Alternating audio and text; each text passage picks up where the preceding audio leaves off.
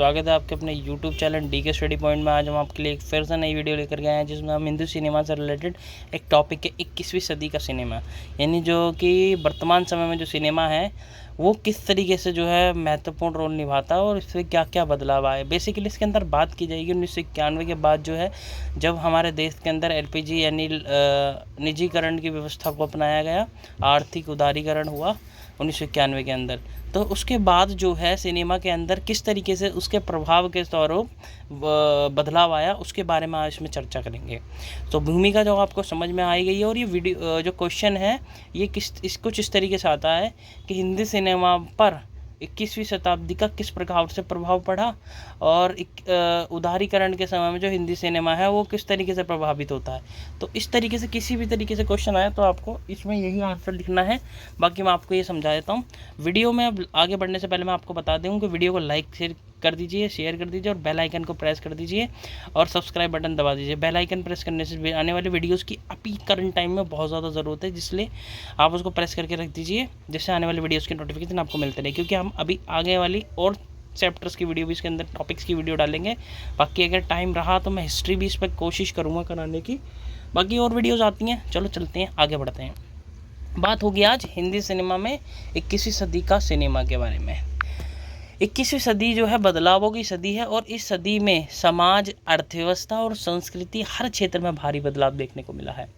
और 1991 में अगर बात करें ईस्वी के अंदर कि शुरू हुए आर्थिक उदारीकरण ने 21वीं शताब्दी में अपने आप को जीवन के हर क्षेत्र में प्रकट करना शुरू कर दिया और इस जीवन के हर पहलू को प्रभावित करने का कार्य किया, और सिनेमा भी इस प्रभाव से बच नहीं पाया और एक नई मुख्य धारा की इसमें शुरुआत हुई। जैसे लंबे समय तक हिंदी सिनेमा पर कुछ घरानों और कुछ निर्देशकों का कब्जा रहा, इससे हर तरह की फिल्मों को जन्म दिया और सिनेमा पर कुछ लोगों का विशेषाधिकार भी इस पर कायम रहा।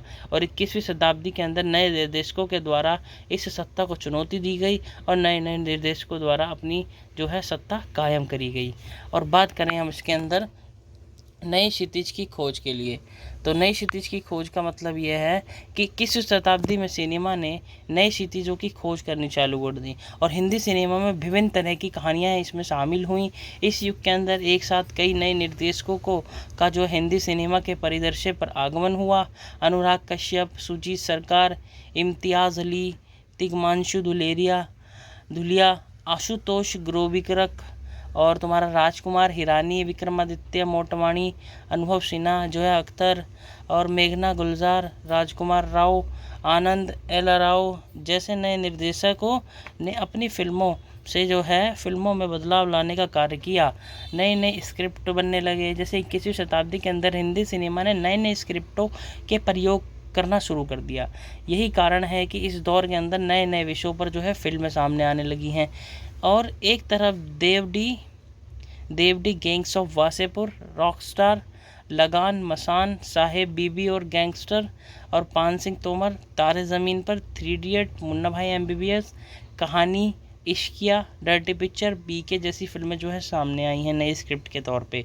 और वास्तव में अगर बात करी तो ऐसी फिल्मों की जो परंपरा है लगातार मजबूत होती जा रही है और हमारे सामने जो है मजबूत होती गई हैं और हमारे सामने न्यूटन, मसान जैसी फिल्में जो मुख्य धारा की फिल्मों से बिल्कुल अलग होकर भी काफ़ी चर्चित रही हैं।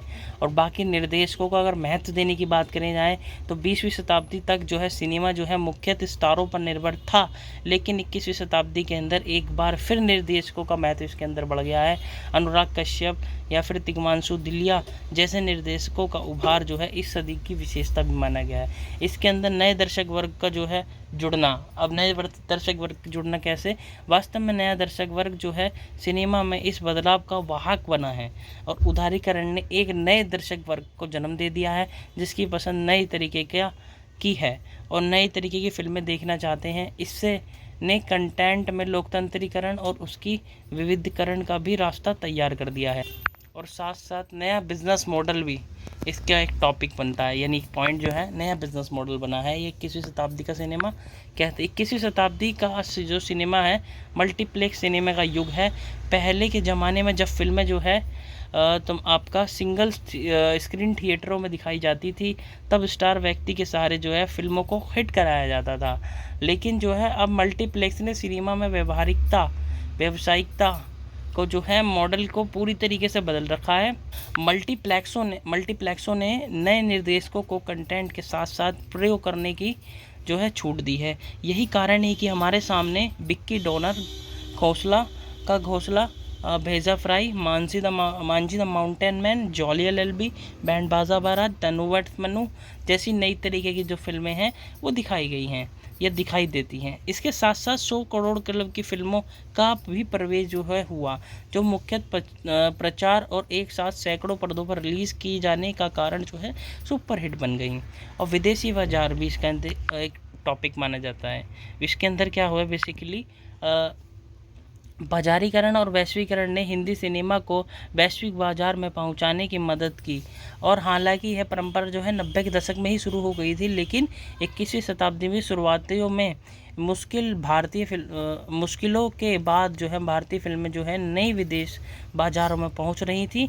और हाल ही में जो दंगल, बजरंगी भाईजान जैसी फिल्में अगर चीन में काफ़ी लोकप्रिय हुई हैं, इंग्लिश, बाहुबली जैसी फिल्में भी विदेशों में काफ़ी कमाई कर रही थी या रही हैं। और वास्तव में 21वीं शताब्दी में जो 21वीं सदी की अगर बात करें, उसमें हिंदी सिनेमा अपने पारंपरिक बाज़ारों इंग्लैंड, अमेरिका, मिडिल ईस्ट से निकलकर नए देशों में जा रहा है। और 20वीं शताब्दी के अंत तक जो है दशक में हिंदी सिनेमा का एक नया दर्शक वर्ग तैयार हुआ था, जिसे NRI कहते हैं। NRI दर्शक वर्ग कहा जाता है। और इस दर्शक वर्ग को ध्यान में रखकर दिलवाले दुल्हनिया ले जाएंगे, कभी खुशी कभी गम जैसी फिल्में जो हैं बनाई गई।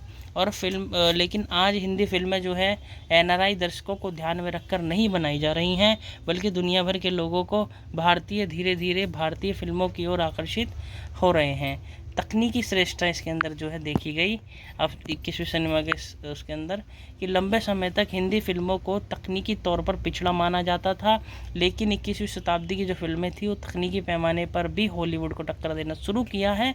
और इस तरह राकेश रोशन जैसे निर्देशक ने क्रिश के साथ साथ प्रयोग किया था, तो दूसरी तरफ हमारे यहाँ रावण जैसी फिल्में जो हैं वो बनाई गई।